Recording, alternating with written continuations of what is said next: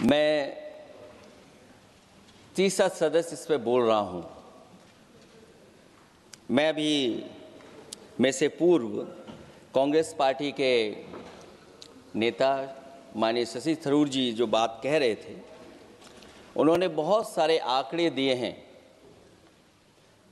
सभापति महोदय, वही मिलते जुलते आंकड़े हमारे पास भी हैं। जब कभी जवाब आए तो शायद उन आंकड़ों का जवाब भी आए। और जब वो अपनी बातों को ख़त्म कर रहे थे तो वो एक शेर पढ़ के गए हैं, मिर्ज़ा गालिब का एक शेर पढ़ के गए हैं सभापति महोदय। सभापति महोदय, यही शेर अगर बीजेपी को पढ़ना होता तो बीजेपी कैसे पढ़ती? अगर यही शेर बीजेपी को पढ़ना पड़ता तो वो पढ़ते कि हमको मालूम है स्वर्ग की सच्चाई, लेकिन दिल को बहलाने के का गालिब ये ख्याल की जगह सोच अच्छा है। सभापति महोदय, यही फर्क है। सबका साथ, सबका विकास। सभापति महोदय, बोलने से पहले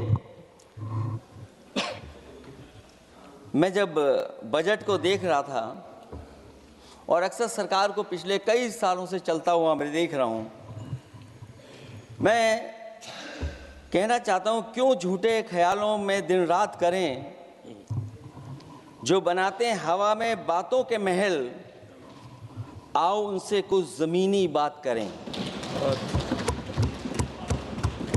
सभापति महोदय, बजट आने से पहले और बजट आने के बाद पूरा देश और पूरे देश में ये बहस चल रही थी कि अमेरिका को लेकर के डील होने जा रही है। सभापति महोदय, मुझसे पहले अभी जो भारतीय जनता पार्टी की माननीय सदस्य बोल रही थी, और भारतीय जनता पार्टी का ये पक्ष है कि हम लोगों ने दुनिया में बहुत सारे देशों से फ्री ट्रेड एग्रीमेंट कर लिया है। सभापति महोदय, मैं भारतीय जनता पार्टी की सरकार से जानना चाहूँगा, अभी कितने देश और बचे हैं जिससे आप फ्री ट्रेड एग्रीमेंट नहीं कर पाए हैं? कुछ ऐसे भी देश बचे होंगे शायद जिनसे आपकी इच्छा होगी कि हम फ्री ट्रेड एग्रीमेंट कर लें। और सभापति महोदय, का फ्री ट्रेड एग्रीमेंट हो भी जाते हैं, जो लोग कभी रुपए के बारे में बहुत चिंता करते थे, कभी कभी उम्र से, कभी कभी दूसरे लोगों की उससे जोड़ देते थे, इतने सब फ्री ट्रेड एग्रीमेंट होने के बाद और अमेरिका से डील नहीं ढील हुई है, उसके बाद हमारा रुपया कहां पहुंचेगा? और अगर यही डील होनी थी तो 11 महीने इंतजार क्यों कराया? अगर यही डील होनी थी सभापति महोदय, तो 11 महीने किस बात का इंतजार था? हमारे कारोबारियों को या हमारे जितने भी उद्योग से जुड़े लोग हैं, उनके साथ ये परेशानी क्यों? बजट पर सबसे पहला सवाल यही है कि डील पहले बनी है बजट।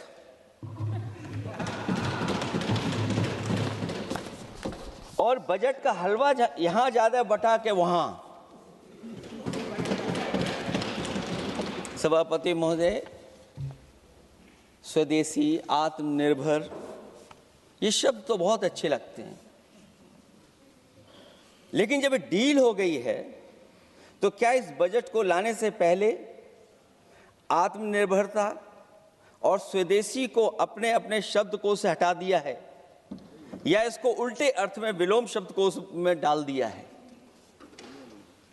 और ये डील नहीं है जो हम आप सब समझ पा रहे हैं, शायद सत्ता पक्ष के लोग ये नहीं समझ पा रहे होंगे, लेकिन पूरा देश समझ रहा है कि हमने अपना बाजार एक बार और खोल दिया है।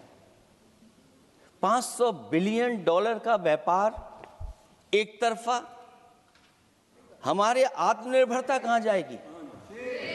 स्वदेशी नारा हमारा कहां जाएगा? हमारे देश की जनता भाजपा से कह रही है कि जहां तक हमें मालूम है डील एक तरफा नहीं होती है। क्या ये बनी वहां पहुंची यहां जहां जैसे कोई एक पक्षी मान रहा हो? जनता भाजपा से यह भी जानना चाहती है कि 0 बड़ा के 18।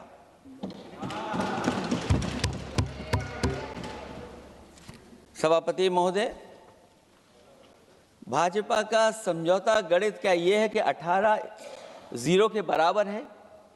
क्या 18 हमारा 0 के बराबर है? देश के किसानों, दुकानों, उद्योगों को बचाने के लिए खोखले शब्दों के अलावा भाजपा के पास कोई और सुरक्षा कवच या संरक्षण योजना है कि नहीं है? इसलिए मैं सभापति महोदय कहना चाहता हूं, ये बजट दिशाहीन है।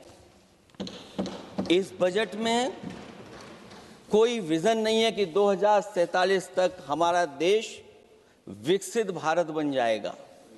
और हम जैसे लोगों को, समाजवादियों को तो सरकार से पहले ही उम्मीद नहीं थी, और जिस सरकार से उम्मीद ना हो उसकी बजट से क्या उम्मीद होगी। इस बजट में पीडीए के लिए कुछ भी नहीं है। कोई योजना दलित, पिछड़ा, महिला, गरीब, अल्पसंख्यक या नवयुवक के विकास के लिए नहीं लाई गई है। ऐसा लग रहा है कि सरकार ने इनके बारे में सोचना ही छोड़ दिया है। और अगर जीडीपी हमारी 7% है और नॉमिनल जीडीपी की ग्रोथ केवल 8% है, जो कि लगभग 12% होनी चाहिए थी, इसके कारण लोगों के हाथ में कम पैसा है। और कारण ये भी लगता है कि हमारा प्राइवेट इन्वेस्टमेंट नहीं आ पा रहा है। जो लोग ये कहते हैं कि हम प्रति व्यक्ति आय बढ़ा रहे हैं, जो आंकड़े हमारे पास हैं, जो जानकारी हमारे पास है, वो आंकड़ा यही कहता है कि $3000 के लगभग प्रति व्यक्ति आय हमारी है। और अगर हम दुनिया से जब इतना ही जुड़ गए हैं तो 2025 की जो रैंकिंग है, हमारा स्थान 144वां है, 144th है। तो जहां हम इतना 10, 11, 12 साल से हम इतने बजट ला रहे हैं, क्या हमारे पर कैपिटा इनकम लोगों की नहीं बढ़ पाई? और सदन में, इसी सदन में कई बार ये पूछा गया कि जो लोग राशन प्राप्त कर रहे हैं, गरीबी रेखा से नीचे हैं, कम से कम उनकी पर कैपिटा इनकम क्या, ये तो बताना ही चाहिए सरकार को। और पिछड़ेपन को दूर करने के लिए कोई विजन नहीं दिखता इस बजट में। जैसे जब बजट आता है तो बजट में ढूंढते हैं हम लोग कि हमारे स्टेट के लिए क्या और खास नया आया होगा। उत्तर प्रदेश जैसा प्रदेश जहां पर डबल इंजन की सरकार को बहुत कुछ कहा जाता है कि डबल इंजन की सरकार है, हम विकास भी डबल करेंगे, लेकिन मैं देखता हूं उत्तर प्रदेश के लिए कोई खास योजना ऐसी नहीं आई है जिससे उत्तर प्रदेश के 25 करोड़ लोगों को कुछ मुख्य धारा से जोड़ा जाए। वैसे तो बड़े बड़ी योजनाएं बताई जा रही हैं कि हमारे कई फ्रेट कॉरिडोर्स बन रहे हैं, वाटरवेज बन रहे हैं, एक्सप्रेसवेज बन रहे हैं, लेकिन उत्तर प्रदेश जहां से प्रधानमंत्री जी आते हैं, भविष्य में जो बनेंगे एक्सप्रेसवे, लेकिन भारत सरकार के बजट से कोई भी अभी एक्सप्रेसवे वहां पर नहीं बना। अगर कोई बना हो, नया बन रहा हो, बड़ा बन रहा हो तो बताएं। और जो बने भी हैं वो उस मानक, उस क्वालिटी के नहीं हैं जिस क्वालिटी के आज विकसित भारत के एक्सप्रेसवे होने चाहिए। जो लोग भ्रष्टाचार पे बड़े बड़े सवाल उठाते हैं, वो कम से कम अपनी सड़कों को देखें, अपने एक्सप्रेसवेज को देखें कि उन्होंने क्या बना करके खड़ा इतने हजारों करोड़ रुपए खर्च करने के बाद। इनके सबसे पहले प्रधानमंत्री अटल बिहारी वाजपेयी जी, उनके नाम से कोई एक्सप्रेसवे बन रहा था। सभापति महोदय, हम लोगों ने अखबारों में पढ़ा, कई लोग स्टेटमेंट भी देते हैं कि हम एक्सप्रेसवे बना रहे हैं। उनके नाम से बनने के साथ साथ उनका नाम भी बदल दिया। पहले वो चंबल एक्सप्रेसवे बन रहा था, फिर अटल जी के नाम से एक्सप्रेसवे बन रहा था। लगता है वो जमीन पर नहीं उतरा है, वो केवल कागजों पे बन रहा था। तो ये तो एक्सप्रेसवे की बात हुई। सबसे बड़ा सवाल ये है कि किसान को लेकर के इन्होंने कहा कि किसान की हम आय दोगुनी कर देंगे। आज हमारा किसान इस उदारीकरण में कहाँ खड़ा है? जिस किसान को लेकर के पूरे देश के सभी राजनीतिक दल चिंतित रहते हैं, इस डील के बाद हमारे किसानों का हाल क्या होगा?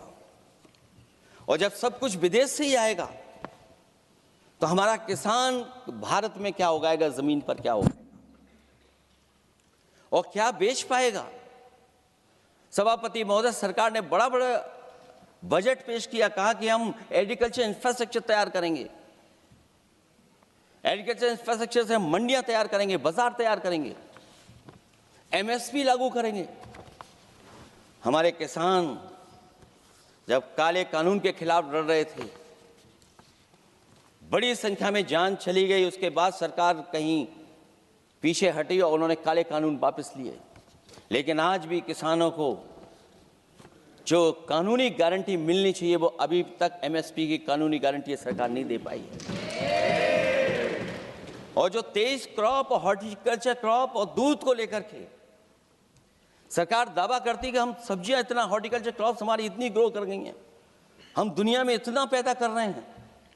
दूध के जब आंकड़े बताते हैं कि दुनिया में हम दूध का उत्पादन इतना कर रहे हैं, और अगर आपका बजट ही विकसित भारत का बजट है तो हमारे हॉर्टिकल्चर क्रॉप्स और जो हमारा किसान दूध का उत्पादन कर रहा है, दूध का उत्पादन हो रहा है, उसके लिए एमएसपी की गारंटी कब देंगे आप लोग? और गारंटी हम लोग इसलिए मांग रहे हैं क्योंकि उसको घर कैसे बनाएगा, घर कैसे चलाएगा? अगर उसको लाभ नहीं मिलेगा, बच्चों को कैसे पढ़ाएगा, अपनी बेटियों को हंसी खुशी विदा कैसे कर पाएगा? और इधर तो जहां फसल की कीमत नहीं मिल पा रही है, सभापति महोदय, सोने के भाव कहां पहुंच गए हैं? पहले गरीब सोचता था जब हम अपनी बेटी की विदा करेंगे तो कुछ सोने का एक सामान खरीद करके दे देंगे उसको। जैसे जैसे बीजेपी की सरकार चली और आगे बढ़ती गई, 12 साल ऐसे हैं आ गए कि अब तो चांदी तो दूर, अगर यही सरकार चलती रही तो लोहे पर पीतल चढ़ाकर भी गरीब अपनी बेटी की विदाई नहीं करा पाएगा। कैसे अपने भविष्य के लिए 2 पैसे जमा कर पाएगा? मतलब आज क्या खाएगा, कल के लिए क्या बचा पाएगा? ये किसानों के बड़े सवाल हैं। भाजपाई किसानों को लाभ नहीं पहुंचाना चाहते हैं, ये किसी और को लाभ पहुंचाना चाहते हैं। कुछ अदृश्य लोग हैं जिनको लाभ पहुंचाना चाहते हैं, क्योंकि इनका बजट, जो बजट बनाते हैं, वो आम जनता का ना उसमें जिक्र है ना फिक्र रहती है। और अगर फिक्र होती उनको तो किसान की खाद समय पर मिल जाती उन्हें, उनको बीज समय पर मिल जाता, सस्ती बिजली उपलब्ध हो जाती, सिंचाई या सिंचाई मुफ्त हो जाती थी। और मुझे याद है सभापति महोदय, समाजवादी सरकार में हम लोगों ने किसानों की सिंचाई मुफ्त करने के भी फैसले लिए। कीटनाशक दवाइयां कितनी महंगी हैं और सरकार ने किसानों को अपने हाल पे छोड़ दिया। मंडियों पे कहीं कोई खरीद नहीं है, और अगर खरीद हुई है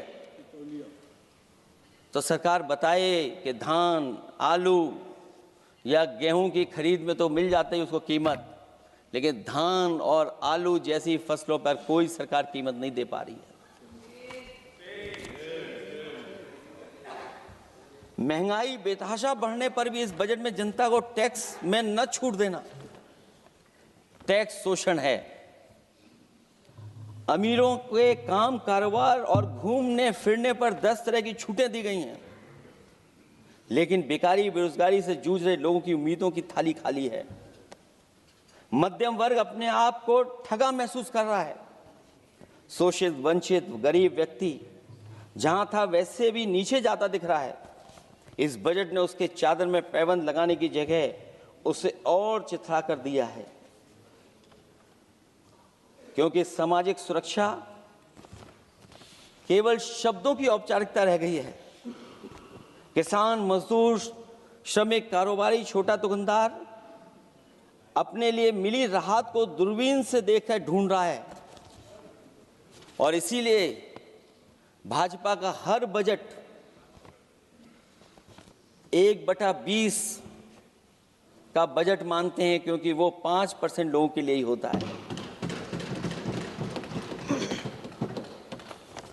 अच्छे बजट की होती हैं 3 पहचान: गरीब की तरक्की, खुशहाली और मुस्कान।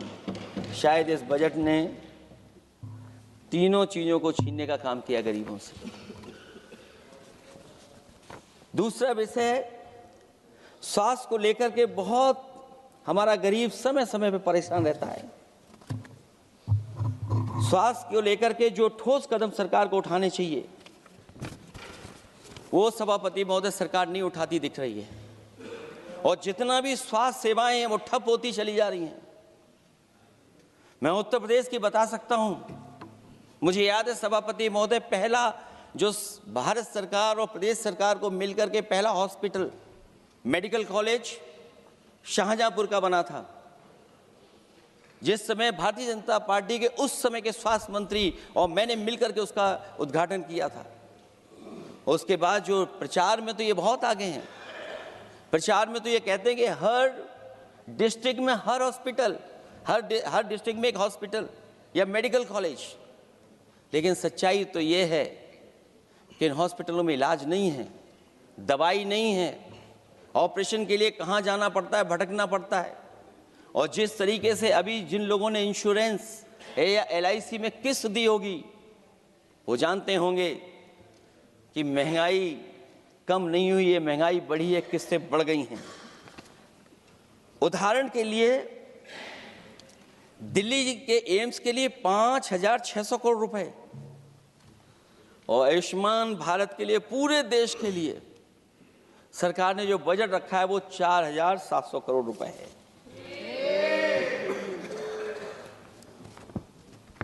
सुनते हैं पहले उपवन में हर ऋतु में बहार गाती थी, कलियों का तो कहना ही क्या, मिट्टी में खुशबू आती थी। ये भी ज्ञात हमें उपवन में कुछ ऐसे भौरे आए थे, सारा चमन कर दिया मरघट, अपने साथ जहर लाए थे। लेकिन अगर चमन वाले ही भौरों के रंग ढंग अपनाएं, माली तुम ही फैसला कर दो, हम किसको दोषी ठहराएं। सभापति महोदय, मैं उत्तर प्रदेश से आता हूं, जहां पर प्रधान संसदीय क्षेत्र है। राजमाता पूजनीय अहिल्याबाई होलकर जी, उनकी मूर्ति थी, उसको बुलडोजर से तोड़वा दिया। सभापति महोदय, कोई कल्पना कर सकता है एक मणिकर्णिका घाट जो हमारी पौराणिक पहचान रही, सदियों से हमारी विरासत की पहचान रही, सनातनी काशी की विरासत रही, वहां पे इनकी सरकार ने प्रधान संसदीय क्षेत्र में बुलडोजर चला करके हमारी पूजनीय अहिल्याबाई होलकर की मूर्ति को इन्होंने तोड़ने का काम किया। और सभापति महोदय, केवल एक मूर्ति नहीं, वहां पर अगर हम गिनती करेंगे, 1 नहीं, 2 नहीं, 3 नहीं, 4 नहीं, 5 नहीं, 6 नहीं, 7 नहीं, लगभग 100 मंदिरों को तोड़ने का काम इसी सरकार में हुआ है। केवल मंदिर नहीं तोड़े गए सभापति महोदय, एक antique bell donated by Nepal नरेश, जो घंटा बजता था, सभापति महोदय, जो घंटा बजता था, नेपाल नरेश जिन्होंने गिफ्ट किया था, वो घंटा भी लापता है।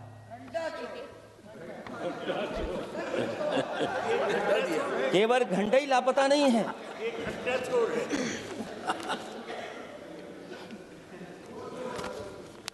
सभापति महोदय, नमामि गंगा को लेकर के हमारे कानों में अभी भी वो बातें गूंजती हैं कि माँ गंगा ने मुझे बुलाया है। क्या बात है कि पिछले 11 साल से माँ गंगा ने बुलाया ही नहीं किसी को। माँ गंगा बह रही हैं, जो उसके पैरामीटर्स हैं, जिस पैरामीटर्स को हर दिन नापा जाता है, उसमें डिसॉल्व ऑक्सीजन, सीओडी, बीओडी और तमाम पैरामीटर्स आज किस हालत में है माँ गंगा। कोई कह रहा था कि अब गंगा बहकर के दूर तक जाएंगी, लेकिन शायद वो ये नहीं जानते होंगे कभी कभी उल्टी गंगा भी बहती है। जब उल्टी बहेगी तो यूपी के आते आते आप बाहर हो जाएंगे। सभापति महोदय, नमामि गंगा, मां गंगा में जुड़ने वाली नदियां, वरना नदी को एक संरक्षण कैसे हो, ब्यूटिफिकेशन कैसे हो, रिवर फ्रंट कैसे बने, उसकी शुरुआत की थी। लेकिन सभापति महोदय, इनकी बुलडोजर सरकार ने उसका काम रोक दिया। काली नदी किस हालत में है। यमुना के बारे में दिल्ली की सरकार जब बनानी थी तो कहा कि हम दुनिया का सबसे बेहतर रिवर फ्रंट बनाएंगे यमुना पर। इसी राजधानी में कहा गया। आज बताइए यमुना की हालत क्या है। और अगर यमुना दिल्ली में गंदी हो रही है तो ये बह करके जब यूपी जाती है तो मथुरा में भी गंदी है। और थोड़ा बहुत साफ गंगा इसलिए हो जाती है क्योंकि जब चंबल का पानी उसमें जुड़ता है, थोड़ी बहुत यमुना साफ हो जाती है। उसके बाद यमुना में भी कोई सफाई का सरकार ने इंतजाम नहीं किया। और आज भी मैं कहता हूं, देश का सबसे अच्छा रिवर फ्रंट अगर कहीं बना है तो लखनऊ में बना है, गोमती रिवर फ्रंट। जो लोग ये कहते हो कि दूसरा रिवर फ्रंट अच्छा है, मैं उनसे कहूंगा कि अभी लखनऊ के रिवर फ्रंट पर भी घूम करके आइए, तब आपको मालूम पड़ेगा कि रिवर फ्रंट क्या होता है। 26 जनवरी इसी वर्ष मैंने एक प्रतिष्ठित अखबार को पढ़ा और उसमें देखा मैंने कि high uranium in India's ground water samples लिए गए हैं। एक्सपर्ट्स वार्न कर रहे हैं कि सेवरल हेल्थ रिस्क हैं उससे। Lead pollution alarming in 69 rivers in India contaminated rivers are contaminated. हमारे पानी में पेस्टिसाइड है, इंडस्ट्रियल वेस्ट है, अनसेफ है ड्रिंकिंग के लिए। हमारी नदियों में मरकरी है, डेंजरस लेवल। और जितनी भी हमारी वाटर बॉडीज हैं इंडस्ट्रियल टाउन्स के आसपास, सब में टॉक्सिक है, मरकरी है, बड़े पैमाने पे डेंजरस है पानी वहां का। और कई जगह इंडस्ट्री का सीधा सीधा वेस्ट जा रहा है। आर्सेनिक लेवल का सोच ही नहीं सकते हम लोग, जो मानक है उससे कई गुना ज्यादा है। ये तो हमारे देश का पानी है जो नदियों में बह रहा है, जो अंडरग्राउंड वाटर बन रहा है हमारा। ठीक ही कहा हमारे माननीय सदस्य ने कि जो संपन्न हैं, प्रिविलेज्ड हैं, वो लोग तो पानी साफ करने की मशीन खरीद सकते हैं। हमारा गरीब क्या खरीदेगा। गरीब की हेल्थ को कितनी परेशानी और रिस्क है। यहां तक कि अंतर्राष्ट्रीय प्लेटफॉर्म पर हमारे देश को भी सुनना पड़ा एक प्रतिष्ठित चैनल पर कि आपके देश में इन्वेस्टमेंट क्यों आएगा, क्योंकि वहां आ ही नहीं सकता है क्योंकि आपकी हवा खराब है।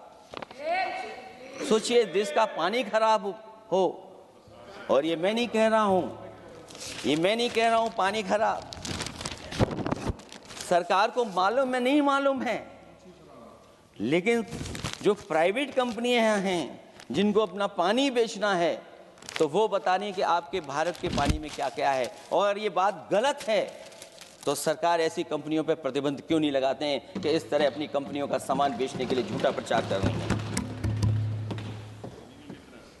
जो चर्चा होने लगती है हवा खराब है, हालांकि उत्तर प्रदेश आते आते सरकार की भी हवा खराब हो जाती है। सरकार सबको डराती है, लेकिन सरकार को कोई नमस्कार न करे उसको नहीं डरा सकते। हमने तो कहा कि तुम लखनऊ से गए हो, लखनऊ का जो अदब है, लखनऊ का जो हमारी पहचान है, कम से कम अगर नमस्कार नहीं कर सकते तो आदाब तो कर ही देते वहां जाकर। जो लोग पिछड़े पीडीए उनके पक्षधर बनते हैं, आरक्षण को लेकर के कहते हैं कि हम आरक्षण देंगे, उनकी सरकारों में क्या अपॉइंटमेंट हो रहे हैं। मुझे याद है इससे पहले जब बहस हुई थी सदन में, वहां से बात निकली थी कि किस तरीके से अपॉइंटमेंट हो रहे हैं यूनिवर्सिटीज और कॉलेजेस में। मैं उसी पे कुछ कहना चाहता हूं। ये अपनी अपनी किस्मत है, कुछ कलियां खिलती हैं ऊपर और दूसरी मुरझा जाती हैं झुके झुके जीवन भर भूं पर। माना बदकिस्मत है, लेकिन क्या वे महक नहीं सकती हैं? अगर मिले अवसर अंगारे सी क्या दहक नहीं सकती हैं? जिस तरीके से आरक्षण पर खिलवाड़ हो रही है उसकी कोई कल्पना नहीं कर सकता था। विकसित भारत तभी विकसित भारत माना जाएगा जब हमारे पिछड़े, दलित, आदिवासी, अल्पसंख्यक मुसलमान भाई को बराबर का हक मिलेगा। और जब तक हक नहीं मिल रहा उनको, तब तक शायद विकसित भारत का देखने का सपना आधा अधूरा है। अभी अभी सुप्रीम कोर्ट ने कहा है माइग्रेशन को लेकर के, सुप्रीम कोर्ट ने 16 जनवरी को एक फैसला पलट दिया।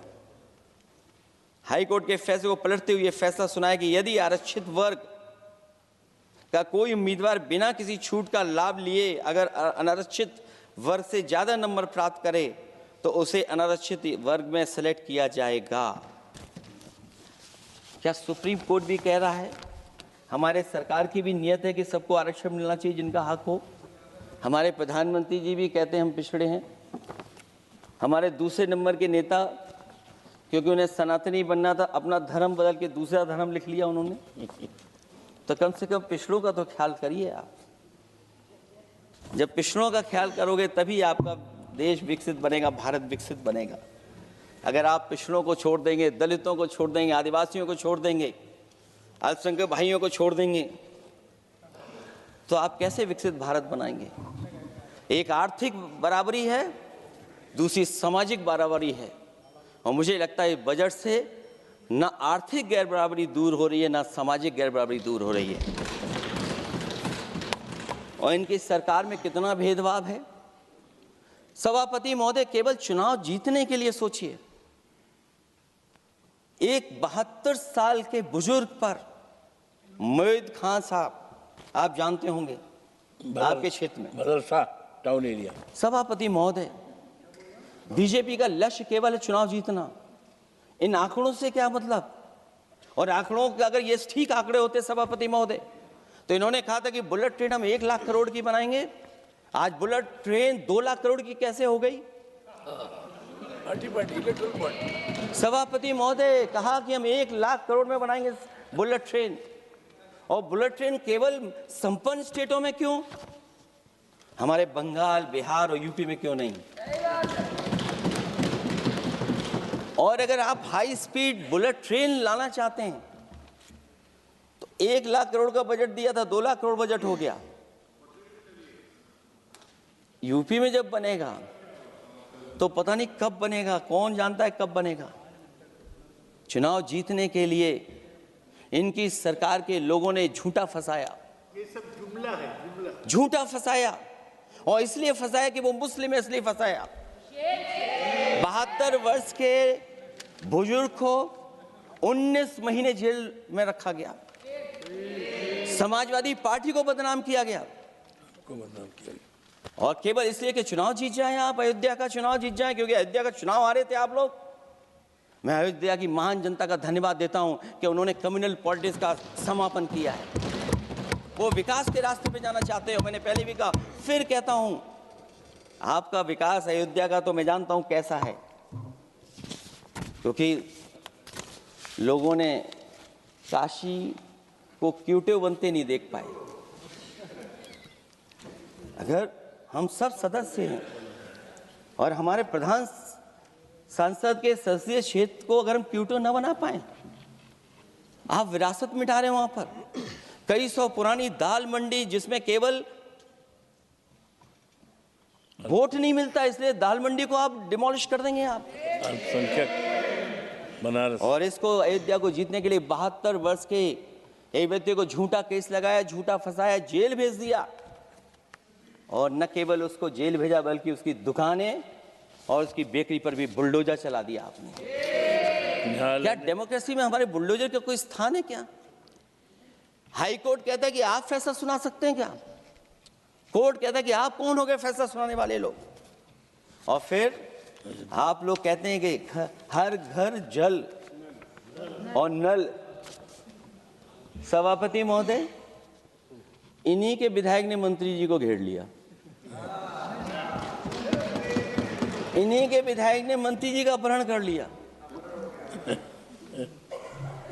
और ये कहते हैं कि हम तो, हमारे कोई अराजकता नहीं है। ये कहते हैं इन्वेस्टमेंट लाएंगे, हम एमओयू साइन करेंगे।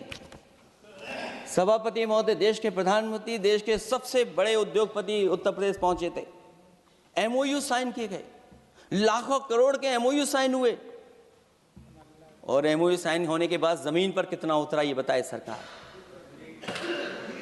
एमओयू के बाद सरकार बताए कितना जमीन पर उतरा है। इन्होंने जब कश्मीर का 370 हटा रहे थे सभापति महोदय,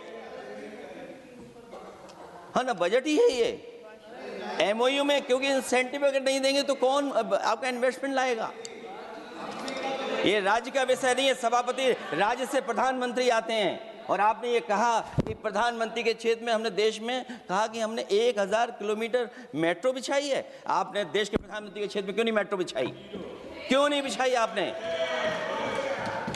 आपने देश के प्रधानमंत्री के क्षेत्र को एक्सप्रेस से क्यों नहीं जोड़ा आपने? क्योंकि आपके पास बजट नहीं है। अटल बिहारी वाजपेयी जी के आपने नाम से एक्सप्रेस वे क्यों नहीं बनाया? बताइए आप, ये बजट नहीं है आपके पास।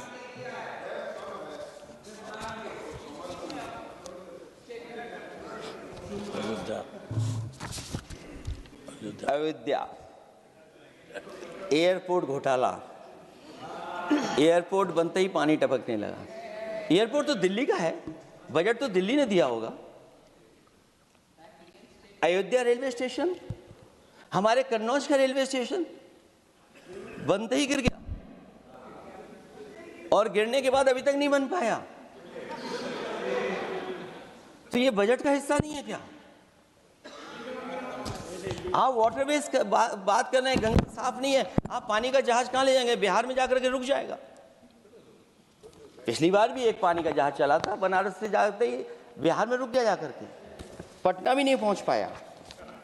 Rampath, sewer line smart city का हिस्सा है। आपका स्मार्ट सिटी कैसा है? इंदौर में पानी पीने से कितने लोगों की जान चलेगी सभापति महोदय? और कोई शहर बता दीजिए जहां कूड़ों का ढेर ना हो। जब देश के प्रधानमंत्री जी ने झाड़ू उठाया हो और उसके बाद भी कहीं कूड़ा ना हटे सभापति महोदय। भजन संध्या स्थल घोटाला हुआ, अंतर्राष्ट्रीय मीडिया सेंटर बनाया, उसमें भी पानी गिर रहा है। लाइट सजावट की चाइनीज आई हैं।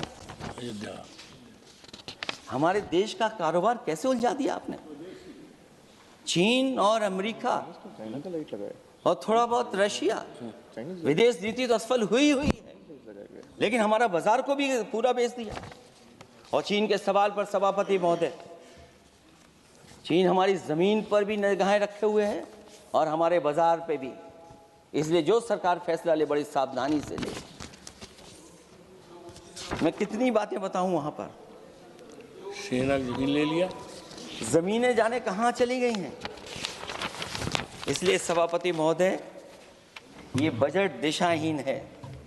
ये 2047 में हमारा विकसित भारत तो नहीं बनेगा। और जिस तरीके से बेरोजगारी बढ़ी है, बेरोजगारी को लेकर के जो चिंता रही, हमेशा रहती थी, और जो सरकार ने बड़े बड़े फैसले भी लिए थे, जानकारी दी थी कि हम बेरोजगारी ऐसे दूर कर लेंगे। मेक इन इंडिया का जो सपना दिखाया था, आखिरकार मेक इन इंडिया का सपना कहाँ पूरा हो पा रहा है? मेक इन इंडिया का जो शेर था वो जंग खा रहा है सभापति महोदय। जो योजना लेकर के आए थे, एम्प्लॉयमेंट लिंक्ड इंसेंटिव्स, सरकार बताए कि हमें कितना उसमें लाभ पहुंचा है। 2024-2025 के बजट में इन योजनाओं के लिए 33,000 करोड़ रुपए आवंटित किए गए थे, लेकिन खर्च कितना हुआ? 1700 करोड़ रुपया केवल। एक आपने पिछली बार सपना दिखाया था कि इंटर्नशिप की योजना, इंटर्नशिप वाली योजना जो घोषित की, जिसके लिए 10,000 करोड़ रुपए आवंटित किए थे आपने, लेकिन उसमें खर्च कितना हुआ है? 500 करोड़ रुपया। और जो लक्ष्य रखा था आपने रखा था 5 साल में 1 करोड़ लोगों को, लेकिन इसमें आए कितने? 1,65,000 लोगों ने फॉर्म भरा, ऑफर दिया उन्होंने, लेकिन फाइनली जिसमें ऑफर जिसका सिलेक्ट हुआ वो केवल 16,000 लोगों को काम पहुंचा है। सोचिए, हमारा देश इतना बड़ा, जहां करोड़ों को आप इस योजना से जोड़ना चाहते थे, केवल 16,000 लोग जाएंगे उसमें। ये आपको बेरोजगारी खत्म करने की योजना है आपकी?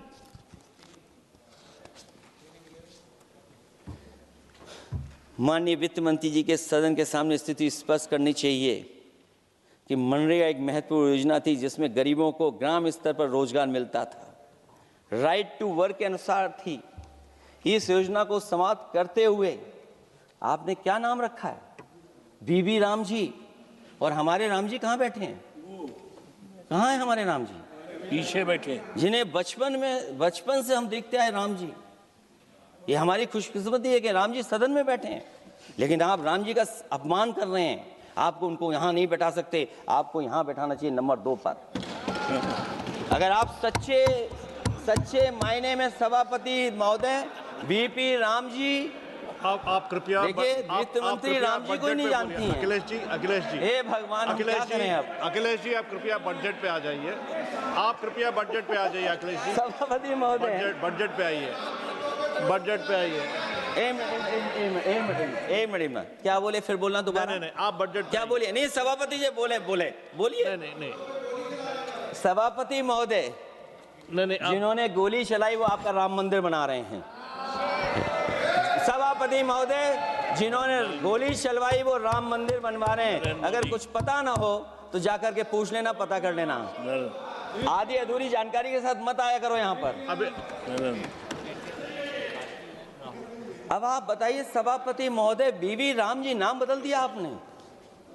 यूपी जैसा बड़ा स्टेट, उसको क्या मिलेगा अब, जहां पर 1,000 ग्राम सभाएं अर्बन हो गई हैं। जब 1,000 ग्राम सभाएं अर्बन हो गई हैं और 40% व्यय प्रदेश सरकारों पर डाल दिया गया है, ये स्कीम कैसे चलेगी आपकी? मैंने पहले ही कहा था कि एमएसपी की लीगल गारंटी मिलनी चाहिए। और जिस तरीके से किसान आत्महत्या कर रहा है, एनसीआरबी के आंकड़े सरकार के पास होंगे कि किसान कितनी आत्महत्या कर रहा है। जिन्होंने ये कहा कि 2022 तक हम दोगुनी आय कर देंगे। आप बताइए, आलू की पैदावार की क्या आय दोगुनी हो गई? धान की पैदावार करने वाले की आय दोगुनी हो गई। आपको गाय से बहुत प्रेम है। हमारे क्षेत्र में खुद एक काऊ मिल्क प्लांट बना, यूपी का पहला काऊ मिल्क प्लांट। आपकी सरकार ने उसको बंद कर दिया। आप कहते गाय की सेवा करो, लेकिन पहला यूपी का काऊ मिल्क प्लांट वो आपसे बंद हो गया। अगर शायद हम ऊंट के मिल्क की चॉकलेट बना रहे होते उस प्लांट से, तो वो प्लांट चलता रहता। आय दोगुनी कितनी हुई है बताएं सरकार? मत्स्य पालन और पशुधन विकास की तरफ सरकार का कोई ध्यान नहीं है। सरकार का कहना है कि वित्त अच्छी हुई है, लेकिन क्या कारण है कि एफडीआई में लगातार कमी आ रही है? विदेशी इन्वेस्टर्स क्यों बाहर ले जा रहे हैं? भारत में इन्वेस्ट करने के लिए क्यों नहीं इच्छुक हैं? और शेयर मार्केट क्यों इतनी जल्दी गिर जाता है? रुपए के मूल्य में डॉलर के विरुद्ध निरंतर गिरावट आ रही है। और इसके बाद सभापति महोदय, इस डील और ढील के बाद हमारा रुपया कहां होगा, ये सरकार जरूर बताए हमें। मैन्युफैक्चरिंग में कोई सुधार नहीं हो रहा है। अभी भी हम जीडीपी के 15% पर मैन्युफैक्चरिंग पर निर्भर हैं, जबकि मैन्युफैक्चरिंग के शेयर मेक इंडिया के अनुसार अभी तक 25% होना चाहिए था। इससे स्पष्ट लगता है कि मेक इन इंडिया, आत्मनिर्भर भारत और पीएलआई योजना सफल नहीं हो पाई हैं। और उसी का परिणाम है कि आज हमारे नौजवानों को रोजगार और नौकरी नहीं मिल पा रही है। सरकार उद्योगपतियों के साथ खड़ी है। सरकार द्वारा लेबर कोड्स लाए गए हैं, जिन लेबर रिफॉर्म्स के रूप में दर्शाया जा रहा है वो लेबर कोड एम्प्लॉयर के हित में है, लेबर के पक्ष में नहीं हैं और मजदूरों के नहीं हैं। अब अधिकांश उद्योगों द्वारा लेबर को कोई भी नौकरी से निकाला जा सकता है। इतना तानाशाही होगी कि जब चाहेंगे तब निकाल देंगे। उनके 8 घंटे से अधिक काम कराया जा सकता है। परमानेंट एम्प्लॉयमेंट की बजाय कॉन्ट्रैक्चुअल एम्प्लॉयमेंट की व्यवस्था की है सरकार ने। सोचिए, यही सरकार है कि सबका साथ सबका विकास। एयर पॉल्यूशन को लेकर के मैं पहले ही कह चुका हूँ, और शहरी विकास तो इनका मैंने क्योटो को मैं देखा है, इसलिए उस क्योटो के बारे में मैं ज़्यादा नहीं कहना चाहता हूँ। अंत में मैं इतना ही कहूँगा कि स्वास्थ्य और शिक्षा के केवल 10% और 14.2% बजट बढ़ाया गया है, जबकि पिछले वर्ष का पूरा बजट इन दोनों मदों में खर्च ही नहीं किया गया है। आखिरकार सरकार बताएगी खर्च क्यों नहीं हुआ, आखिर क्या कारण है, किसकी वजह से खर्च नहीं हुआ है। जल जीवन मिशन में 50,000 करोड़ रुपए खर्च नहीं हो पाए हैं और प्रधानमंत्री आवास योजना में 40,000 करोड़ रुपए, और हमारे देश के प्रधानमंत्री ने गांव गोद लिया था। वो लगता है उस गांव को अनाथ छोड़ दिया है प्रधानमंत्री जी ने। वो गांव ही अनाथ छोड़ दिया है। आरबीआई के डेटा के अनुसार इनकम में जो नीचे 80% हैं, उनकी इनकम का शेयर 36% से घट करके 32% हो गया है और हर वर्ष में रियल वेजेस 2% कम हो रही हैं। आखिरकार इसका कारण क्या है? मुझे उम्मीद है सरकार बताएगी कि इसका कारण क्या है कि जिसकी वजह से लगातार गिरावट होती जा रही है। मैं रैंकिंग में नहीं जाना चाहता हूं कि हमारी रैंकिंग कहां है, गैर बराबरी की रैंकिंग में हम कहां पहुंच गए हैं, हम कितना नीचे पहुंच गए हैं। जो तरह तरह की रैंकिंग समय समय पर आती हैं, उन रैंकिंग के बारे में सरकार को ज़रूर पता होगा कि हम एजुकेशन इंडेक्स में कहाँ हैं दुनिया में, हम हेल्थ इंडेक्स में कहाँ हैं दुनिया में, और जो एयर क्वालिटी के इंडेक्स है उसमें हम दुनिया में कहाँ हैं। इसलिए सभापति महोदय, मैं अंत में इतना ही कहना चाहता हूँ कि ये बजट दिशाहीन है। 2047 तक विकसित भारत तो नहीं बनेगा, लेकिन हमारे गरीबों के साथ बहुत अन्याय होगा। जिस तरह एआई पे बात की गई है, एआई अगर अच्छाई और भलाई के लिए हो तो अच्छी बात है, लेकिन पता नहीं भारतीय जनता पार्टी पे कितना रिसोर्सेज हैं कि एआई और जितना भी हमारा वो है जो बजट है, वो सबसे ज़्यादा खर्च वो करते हैं दूसरों को बदनाम करने के लिए। इसलिए इन्हीं शब्दों के साथ मैं सभापति महोदय का धन्यवाद देता हूँ। मैं उम्मीद करता हूँ कि सरकार इस बजट को गरीबों की तरफ मोड़ेगी, पीडीए के लोगों की तरफ मोड़ेगी, जिससे वो भी मुख्य धारा में खड़े हो सकें।